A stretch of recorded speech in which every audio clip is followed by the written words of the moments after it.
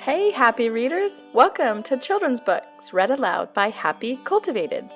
Disney Frozen, Northern Lights, Let It Glow. Click that subscribe button for more children's books. Kristoff was excited. He was taking his friends to Troll Valley for the annual crystal ceremony. Grand Pabby honors all the young trolls who have earned their level 1 crystals, he explained. It's a huge achievement. Anna, Elsa, and Olaf couldn't wait to experience the mysterious tradition. Bulda, the troll who had raised Kristoff, and a young troll named Little Rock greeted Kristoff and his friends when they arrived in Troll Valley. Little Rock was going to be in this year's ceremony. Bulda explained that the ceremony had to be performed during autumn, under the northern lights. But the northern lights were nowhere to be seen. And we only have a few more days before the last night of autumn, she added.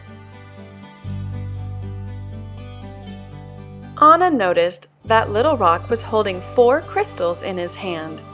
3 were glowing, but the 4th was dull. This is my tracking crystal, he explained. It won't glow until I have excellent tracking skills. If I can't earn this last level 1 crystal, I can't be in the ceremony. To be a good tracker, you need to be fearless, observant, and inventive, said Kristoff.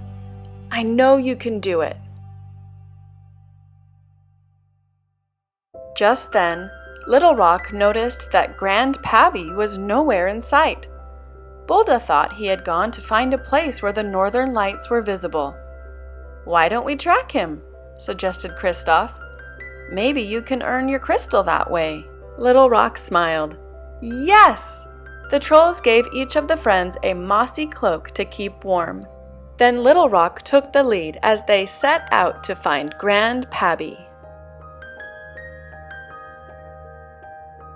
When the path split 3 ways, Little Rock stepped toward the first path. That goes back to Troll Valley, Kristoff told him. Little Rock tried the second path. That's toward Arendelle, said Anna. Little Rock pointed to the third path. This way. His tracking skills clearly needed some work. Suddenly, Little Rock stopped. I'm picking up a scent, he declared. I think it's Grand Pabby. He dropped to the ground and began sniffing along a trail. But it led straight to Sven's hoof. Little Rock tried to cover his mistake. Sven, stop standing on Grand Pabby's footprints. The group continued and soon reached a frozen river. Be careful, said Kristoff. I don't know how solid the ice is. Don't worry, said Little Rock. I already earned my ice trekking crystal. This is definitely thick enough. Crack!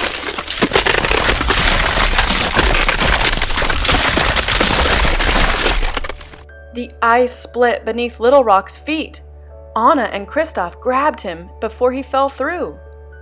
Elsa, can you help us get across? Asked Anna. The group watched as Elsa sent swirls of ice into the air. The swirls formed a stairway that arched over the river. The group ran up the steps, then heard a rumble when they started down the other side. The riverbank beneath Elsa's stairway was beginning to break off from the extra weight.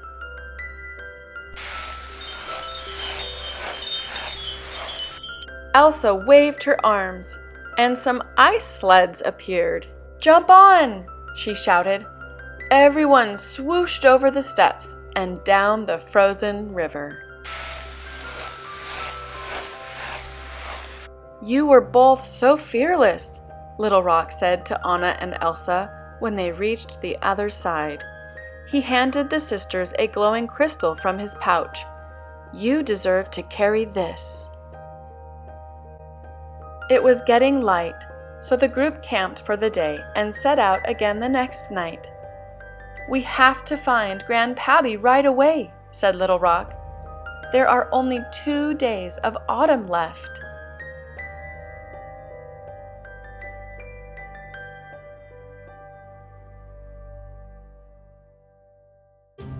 Little Rock picked up a branch, thinking it was a clue. "Grand Pabby must have gone this way," he said. "Arm!" cried Olaf. "I wondered where I'd left you." Little Rock was disappointed. "Everyone makes mistakes," said Kristoff, "and Olaf is lucky you were able to help him." Little Rock's mood brightened, and he quickly found another clue. A clump of green moss. "It's from Grand Pabby's cloak!" he exclaimed. Elsa pointed out the thick patches of green scattered over the ground. "It's possible that it's just moss," she said gently. Little Rock sighed. "You're right. This isn't from Grand Pabby's cloak." Farther up the mountain, where the path was covered with snow, Anna discovered what seemed to be troll footprints. She called Little Rock over to take a look. "These are Grand Pabby's footprints," he declared. They followed the prints higher and higher up the mountain, but the marks stopped at the very top.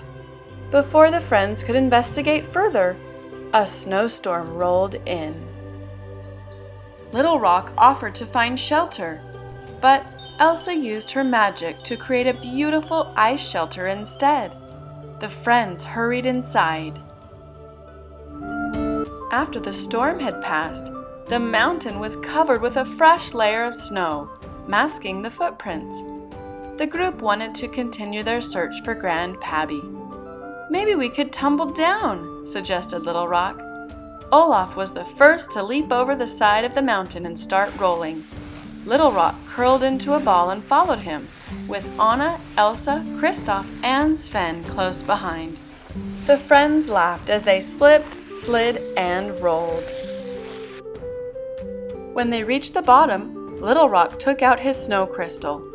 "Olaf, you were observant when you found a way to get down the mountain. You deserve to carry this." Olaf gasped. He was honored. Little Rock continued to hunt for clues. He soon found a funny-looking bump under the snow. He dug in so deep that he disappeared, then popped out with a pickaxe and a rope in his hand. "So that's where I left those," said Kristoff. He had lost them the previous spring. "I tracked some important stuff," said Little Rock proudly. "You found some important stuff," Kristoff corrected him. The friends followed a trail that curved around the mountain and ended at the base of a giant waterfall. Anna found a mossy cloak there. It was Grand Pabby's.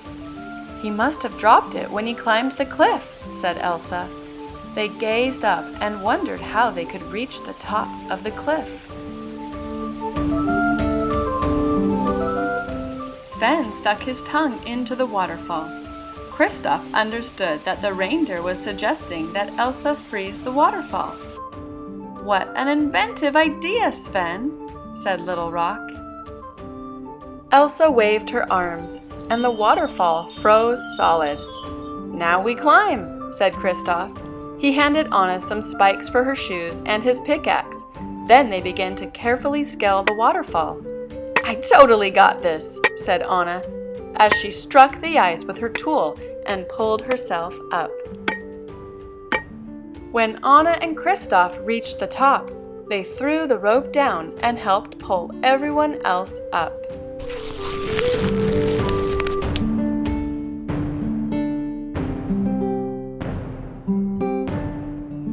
"Kristoff and Sven," said Little Rock at the top of the waterfall, "because you were so inventive with the waterfall, you deserve to carry my water crystal."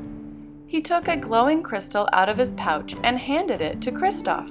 Kristoff promised to keep it safe. From the top of the falls, the group followed a trail as it climbed higher and higher. Soon the air became thick with fog. Little Rock grew nervous, but he kept going. At the mountain peak, a figure appeared in the mist. Little Rock ran and threw his arms around it. "Grand Pabby!" he exclaimed. Everyone watched in surprise as Little Rock hugged a troll-shaped boulder. They couldn't believe he was still so bad at tracking. Kristoff got Little Rock's attention and pointed to the real Grand Pabby standing nearby. Confused, Little Rock looked at the moss-covered rock he was hugging and then back at Grand Pabby. "I tracked you!" he cried. He ran to the real Grand Pabby and gave him a giant hug. "Hello, Little Rock," said the old troll.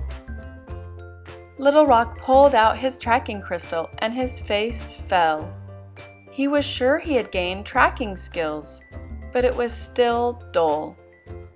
"I bet there's just something wrong with the crystal," said Kristoff. "No, that's not it," said Little Rock. "I'm not very good at tracking.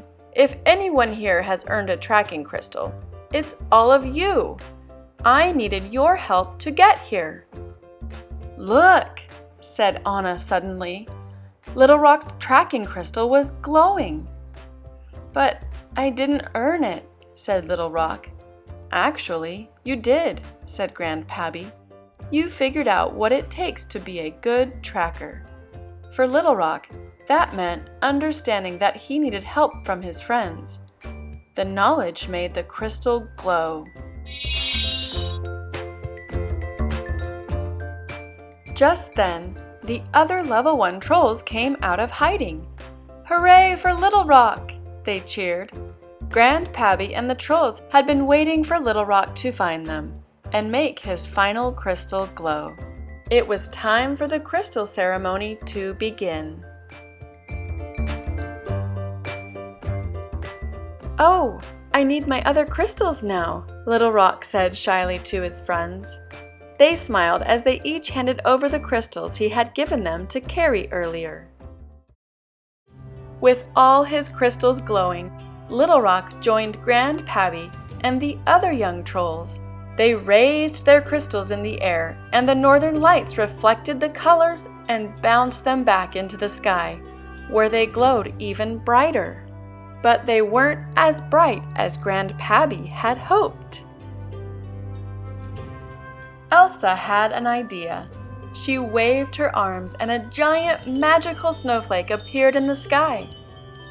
It turned in a circle, sparkling and reflecting the northern lights into the sky all around them.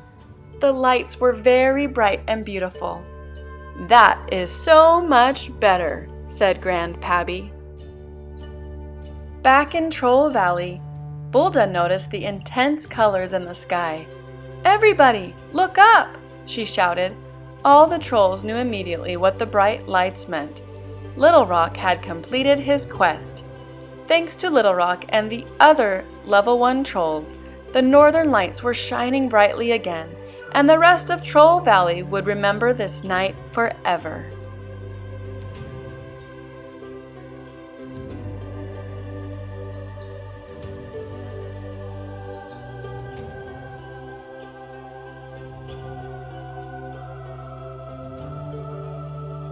Thanks for reading with Happy Cultivated. Please like this video and subscribe to our channel. Click the bell next to the subscribe button to be notified when we post new books. Thanks for watching. Happy reading!